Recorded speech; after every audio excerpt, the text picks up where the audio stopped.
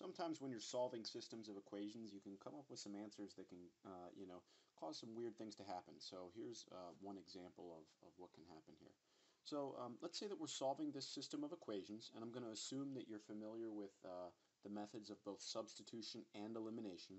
And if we look at this one, this is a pretty darn good setup for a substitution problem.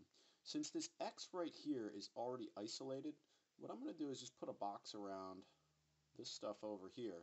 And since x is equal to 3y minus 1, I'm going to plug that stuff in for x over here. So let's go ahead and do that. So 2 times whatever x is equal to minus 6y equals 4. I'll fill that in. And then once again, since we know that x is equal to 3y minus 1, that x right here is just going to get replaced with a 3y minus 1. Okay, so far so good. I'm going to distribute here, and I'll get 6y minus 2 minus 6y is equal to 4. And if you look here, if we combine these like terms, the 6y's end up canceling, and we're left with negative 2 is equal to 4. And if you look carefully here, this negative 2 equals 4, there's no variables left, and this is an untrue statement. When this stuff happens, you might guess this is going to be a no solution problem. Okay, we can either put the circle with the slash through it, or we can write out the words no solution. If you were to actually put these lines in slope-intercept and you were to graph them, you would actually find that these two lines would be parallel. They'd have the same slope and they would never actually cross. So it's all connected. Again, we started out solving systems talking about how it's finding where the two lines meet. If you were to graph these two lines, you would find, well, they would never cross. They would never meet. So that would be how that can occur in a substitution type problem. Elimination's pretty darn similar too. So. Okay, we'll look at one more example here. We'll deal with solving systems of equations once more.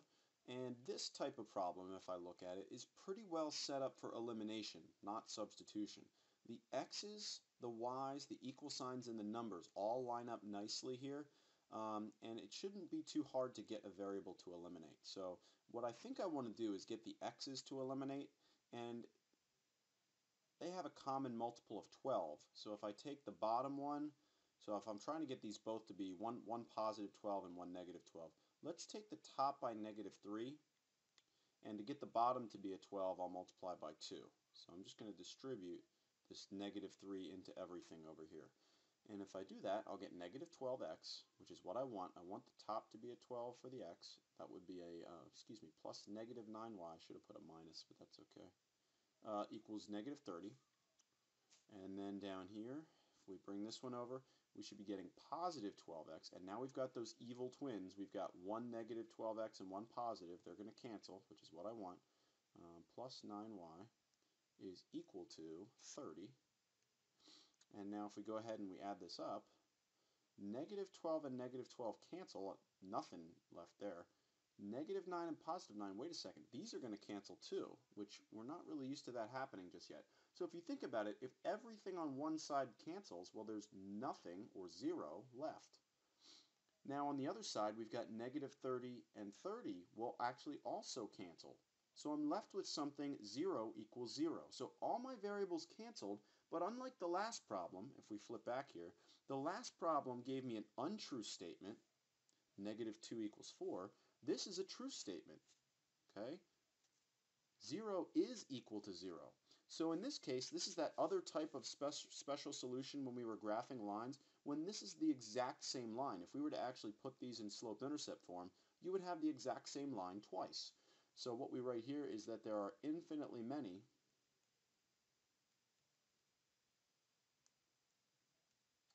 solutions. So there are infinitely many solutions, meaning if I were to graph these lines, and this isn't going to be exactly how they'd look, but it's just a rough sketch, the one line would be right on top of the other line, which means there's an infinite number of answers, okay? Any point that's on one of the line would be on both. So our answer here would be infinitely many solutions. So you still can get those answers when you're not graphing. You just have to look out for them when both variables end up canceling. Okay, and that would be the two other special types of cases that you can come up to when solving systems algebraically.